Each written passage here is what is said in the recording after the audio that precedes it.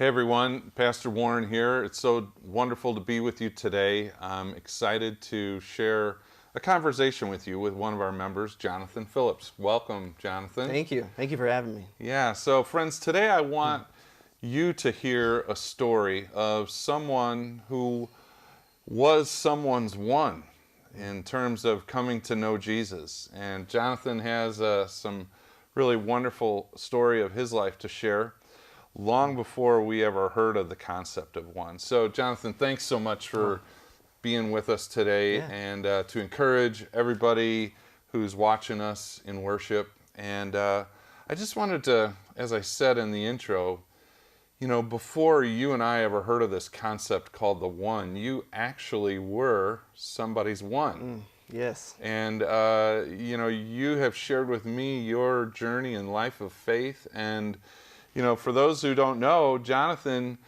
became a new member in our spring new member class. And along with that, he was baptized in the Lord. His family, the Heron family, his mom and dad came up from Effingham, Illinois. It was a great day. Great day.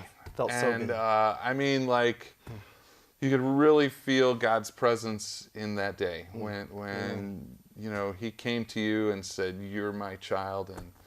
And so in this time of talking about our ones, friends, I just want you to see a perspective of how important it is for us to live for our ones, because Jonathan was a one. And I just want to open up the floor to you to kind of just share with us, like, how God used you when you didn't even know that he was pulling you in, and who he used in your life so that you could come to know him. Yeah, and I didn't even know. That's the point. You don't know sometimes who is doing that in your life, and it takes some time to reveal that, and that's what I didn't know all along. But that's what I'm so excited about now. So, but I don't want to get ahead of myself. That's so, okay. like, to really put it in perspective, because I was thinking about it when you had asked me, just kind of running through, like, what did do it for me. And it was really like I had to look at my whole life. That's what it took that long. Like, that's what our God does. It does take a while. So I don't want to get ahead of myself. It's like a body of his work, right? Yes. In your life. And then the realization is just so wonderful, where you can see where he's working. So I would love to tell my story if I can. So just starting from the beginning, I'm going to be real brief, because, you know, going through somebody's whole life, you can go on forever. But I grew up, great family, small town, 500 something people. So everybody knows everybody. Everybody's watching out for anything, which is an awesome thing. I was active in sports, school, music. I worked in high school. Just really staying busy was the mantra. It just kept me somewhat out of trouble. Sorry, Mom and Dad. But it just kept me kind of on the path. And in there, you know, we weren't really a church-going family, you could say. It was sparingly, and it wasn't, you know, no fault to my parents, and it just is. That's the way it was. But I have some of that in my life throughout the whole story. So really, like, in the beginning, it was just, we had a small church in our town, and I went there a few times. And it was maybe a year or two going on and off to Sunday school, things like that, but nothing that really ever stuck. And just kind of fell away, really. Okay. I can't remember you know, nothing happened or anything. It was more of just, you know, I don't want to do that.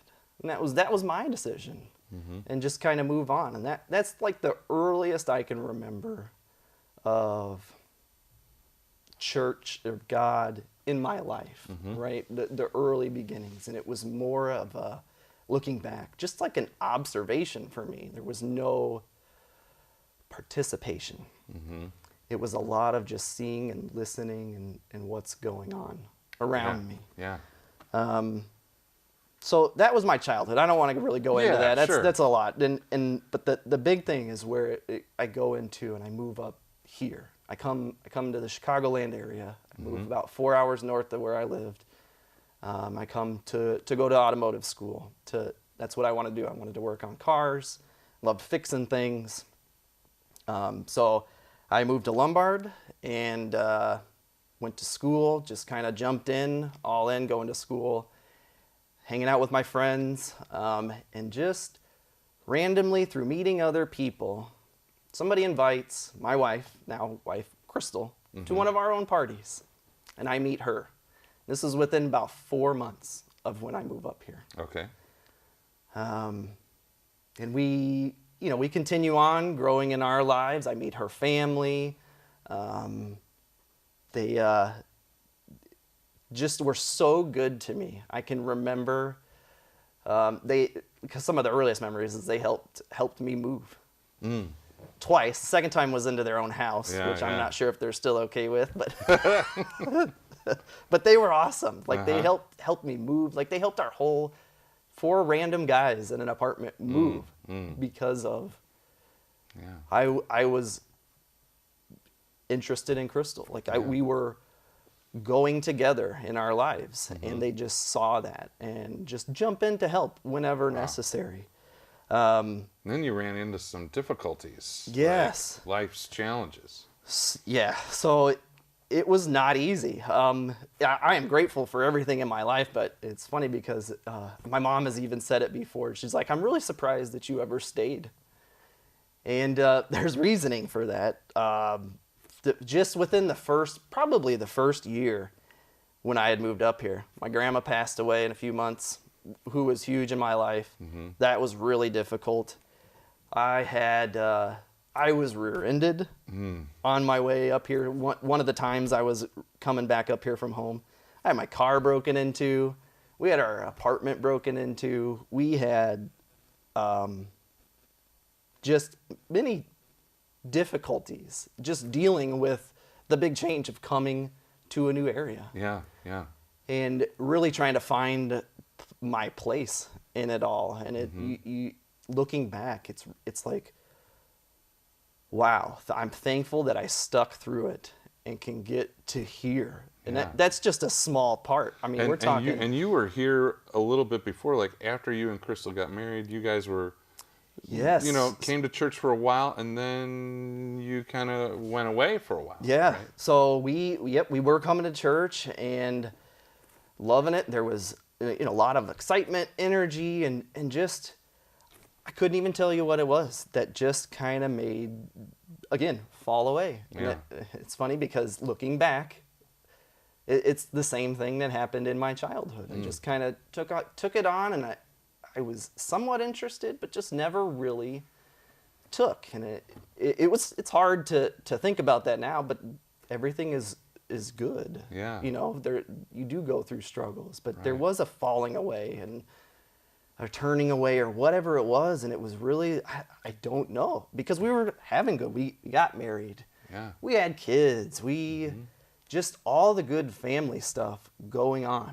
But in there's a lot of struggle. Yeah. And I guess that's just part of my issue. Part of my story is going through life. There's awesome, great things. I'm not going to complain about that. But you just go through some struggles, and they just load up on you. And it's figuring out what you do with those. Yeah. So that was the first 10 years. A few of those things, like, my grandma passing away, my car breaking into, house broken into, all that. That was like the first 10 years of me moving up here. And then we came to church, we did some things, and then fell away again. And then as we were going into our marriage and having kids, I was rear-ended 2 times again. And the second one caused some issues. I ended up having to have 4 back surgeries and a lot of physical therapy, and still ended up no fix. Wow. So it's just all struggle. Yeah. And this goes on for like 10 years. Again, it's another just a time period of of just struggle. There's a lot of great, fantastic stuff happening in our lives. But you can't deny the struggle that was going on, and just that weighs on you so heavily, and you don't even know it. And there just came to a time in our life where we had, the kids are growing up. We're starting to just try to figure out, okay, where are we going in life? We've had some time now together. What's next? What are we gonna do next? What are we gonna do for our kids? And it just weighed on us so heavy, and we just had to make a decision to move. Like it wasn't move houses, it wasn't move states or anything like that. It was like something needed to change, and we needed to come back to church. That's what was missing. Like, how did you come to that realization? Was it just like all the struggle that you went through? Like, it really is. So yeah, trying to figure out a way out. Like, you're just stuck eventually. You do so much and you try all these things, and life goes on, and good things happen, but you just end up kind of spinning your wheels and just not knowing where to go and turning in circles. I did have a thought. It's like being a ship in doldrums, right? Just still water, nowhere to go, no wind. You just are. Yeah. And again, like I said, we still had great times, but there was just this underlying of there's something else, something's missing. And Crystal and I come together and just like, hey, what do you think about going back to church or going to Emmanuel, bringing our kids there? What would that look like? Because we had talked about it for a few years leading up to this. And it was always on our minds, but there was always that, well, can't do that. Or, oh, nope, it's not going to work this time. It was really hard each time, just like, no, we can't do that. And it's not that we couldn't, we just didn't. I couldn't put words to it. It's really like a feeling in us coming together and talking about it and going, something's missing. Where we're going and what we're doing, something's missing in our lives. We can do all the fun things, but you're still stuck wondering, what else is there? And it took coming back to church. And just coming back to the community and just being with people, really. I mean, that's what it was. And seeing, there's some familiar faces, but really just seeing everybody week in, week out, sometimes daily, and just being with them and being with the struggles in life, right? Then you find others that are struggling, and you know what? There's a way to struggle, but also still have an amazing day because there's others with you. Awesome. And that comes from, and I'm able to see this because of all that I've gone through and coming back. So much changed when we did come back. It was through interactions with people around the church, around the school, just daily interactions of building each other up, and not even directly through somebody, just somebody mentioning to Crystal, get into the Word of the Bible. That's all it takes, and that's what did it for me. Really, getting into the Word. Wow. Was powerful, where we were coming back and doing these things and wanted to give our kids a better chance. But reading the Word is really what helped me. There's so much good and love, and that's a big one. So much love in there that just covers all the hurt, all the struggles in your life. That's really what was revealed to me. And it's through interactions with other people. Maybe it's not a direct conversation with somebody, but you mentioning to somebody and then somebody else saying, hey, I was struggling and so told me to do this. And just being in the Word or praying, right? Like, there's just a lot of things that came up that I realized I had fallen away from. And it was going, oh yeah, I can pray, you know, but also read. You know, you can pray a lot, and it takes a lot of different things to help build you up. It is not just one singular thing that I can focus on. It's really getting into the Word and reading what Jesus did for us, and what he can do for our lives. And that was my realization when we were doing new member class, really just pouring into me and filling me up with just love and kindness, gentleness, just all of that, rather than the world. Yeah. The world can be so cold and empty, and that it really becomes a lot. So, but if you can fill yourself up with the Word and prayer, being in the community with everybody, it's soul fulfilling. Yeah. And it's just a wonderful thing. And I'm really struggling to put it to words because there's so much feeling in it. Yeah. That it just hits home when it comes along. Wow. And when you had asked me, you know, to maybe speak to this, it made me realize, you know, the ones in my life, you know, I didn't even know about ones. We came here and it was happening, and it was like, oh, what's that about? It just kind of piqued my interest. And going through that, and it's really, you know, going out, sharing the love of Jesus with others in the way that we can, being an example for others when maybe they don't have that. That's what was in my life. Like, it was missing in certain points of my life. Maybe not all the time, but I never fully grasped onto and held onto it. But there was people in my lives that came through and showed love and showing up and doing kindness when, you know, maybe they themselves struggle or whatever it is, but they want to help. Yeah. They want to do good for you. They pray for you. Sometimes you don't even know they're praying for you. You don't even know that was happening in your life until you come out the other side, and things change, and you start talking about it and sharing your just sharing what's going on with your life. It's amazing what can come out. Right. And talking about the spiritual life. It's funny because this came up recently. Somebody had asked me, how's your spiritual life going? It's not something I ever thought I would have heard before. It's just, it wasn't normal for me. And hearing that now, and like really thinking about it and grasping and going, you know what? I'm kind of struggling. And that's okay. And somebody will go, you know, that's fine. Can I pray with you? What's going on? Can I help you? Is there something that I can do? Maybe it's not. Maybe it's just being with that person.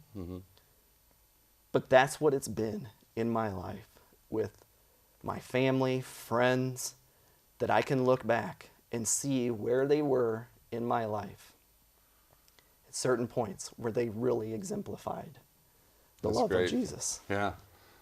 And the gift that I get is to share that and enjoy it with them. Like, hey, thank you. Yeah. Thank you for doing that. Thank you for being there. That's awesome. Thank you so much for sharing all Sorry, of that was a lot. That's okay.